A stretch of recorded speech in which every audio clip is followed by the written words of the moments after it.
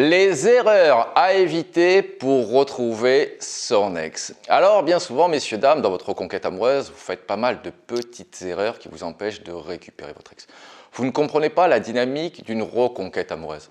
Effectivement, bien souvent, vous, ce que vous essayez de faire, c'est de sauver votre couple. Bien souvent, parce que ça a marché dans le passé, il y avait des disputes, des frictions, vous avez dit « je t'aime », vous avez su trouver les mots qui convenaient pour justement mettre la poussière sous le tapis et faire que votre couple reprenait. Sauf que là, avec l'annonce de la séparation, vous êtes dans une toute autre dynamique. Sauver son couple ici ne servira strictement à rien puisque vous allez devenir vecteur de stress. Votre ex ne veut plus sauver son couple, votre ex veut avancer dans sa vie. Ce qui n'empêchera pas que vous puissiez récupérer votre ex à condition bien évidemment de mettre en place les bonnes actions. Alors avant d'aller plus loin, je vous propose de vous abonner à ma chaîne comme ça vous recevrez toutes mes vidéos et de mettre le petit pouce en l'air qui fait toujours plaisir. Et la première erreur que vous faites, c'est que vous n'essayez pas de comprendre la rupture amoureuse. Bien souvent, vous regardez la relation ou la rupture de votre côté, dans votre vision du monde, ce qui est tout à fait normal. Mais il faut que vous fassiez preuve d'empathie, il faut que vous mettiez à la place de votre ex. Demandez-vous toujours, si c'était votre ex, votre petit frère ou votre petite sœur, qu'est-ce que vous diriez à votre ex? Est-ce que vous diriez, ton ex est quelqu'un de très bien ou une personne très bien, je te conseille de te remettre avec? Ou au contraire, ton ex a fait pas mal de petites erreurs, ton ex t'a un peu négligé, ton ex t'a un peu mal parlé, et donc méfiance. C'est ça que vous devez comprendre dans les causes de la séparation. Qu'est-ce qui a fait que d'un couple aimant, vous êtes passé à un couple qui se sépare? Pourquoi il y avait des disputes, des frictions?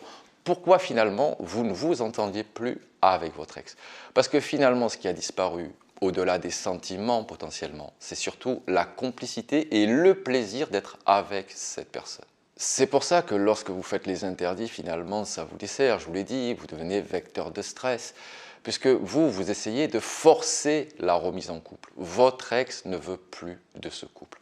Encore une fois, ça ne veut pas dire que vous ne pourrez pas construire une nouvelle relation avec votre ex, mais ça veut dire que votre relation amoureuse, à l'heure actuelle, est morte avec votre ex. La deuxième chose que j'aimerais vous dire, et c'est dans le même ordre, c'est arrêter de lutter contre cette séparation. Bien souvent, je prends l'exemple pour les personnes qui sont du sud-ouest, ça va leur parler, mais des baïnes. Lorsqu'il y a une séparation, il faut se faire emporter au large pour un peu plus tard regagner le rivage. Effectivement, lorsque vous luttez contre cette séparation, finalement vous montrez une certaine pointe d'égoïsme, vous montrez que vous ne comprenez pas votre ex, finalement ce que vous lui dites c'est ton mal-être, ton malheur, je m'en fous, moi je t'aime, remettons-nous ensemble, et dans ces conditions-là, ça ne peut pas fonctionner. Bien évidemment que vous avez des sentiments très forts pour votre ex, bien évidemment que vous avez peut-être compris ce qui n'allait pas, bien évidemment que vous avez peut-être amorcé un changement. Mais si vous luttez contre cette séparation, c'est votre ex qui va s'éloigner de plus en plus parce que finalement, vous ne répondez pas à ses besoins et à ses attentes. Et c'est ça que vous devez comprendre.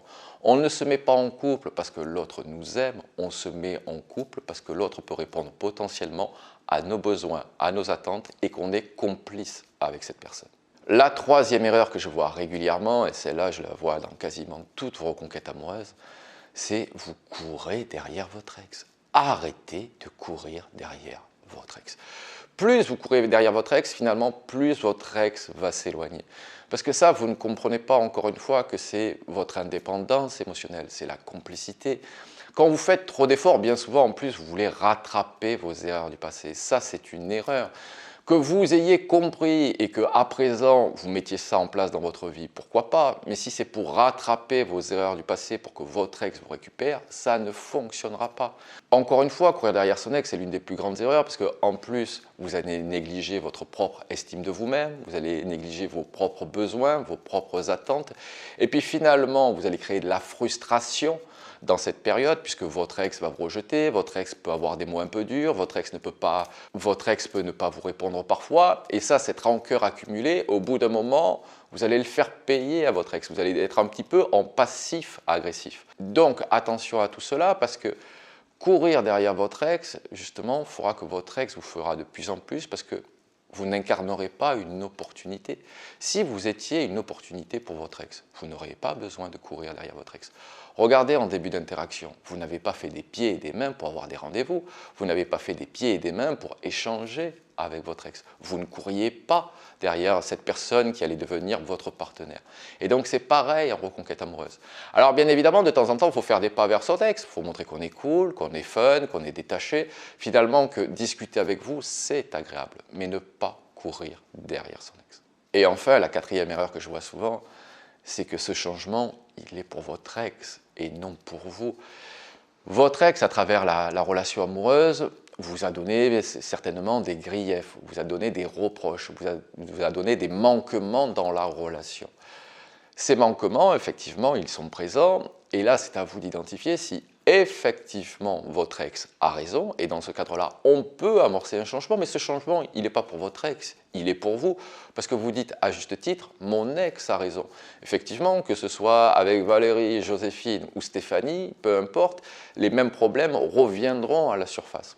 Ou alors, si vous vous dites que les griefs, les reproches de votre ex, ils ne sont pas valides, ne cherchez pas à récupérer votre ex, puisqu'on ne change pas pour une personne. Il n'y a rien de pire de changer pour une personne parce que vous allez perdre votre authenticité, vous allez perdre votre personnalité. Et qu'est-ce qui a plu à votre ex? C'est votre personnalité, c'est votre authenticité, c'est votre indépendance émotionnelle. C'était votre vie, vos projets, qu'est-ce que vous rayonnez dans votre vie. C'est tout ça que vous devez retrouver pour récupérer votre ex. Allez, messieurs, dames, ne faites pas ces 4 erreurs que je vois très souvent dans vos reconquêtes amoureuses. Si vous avez besoin, n'hésitez pas à prendre une séance coaching, le lien est dans la description.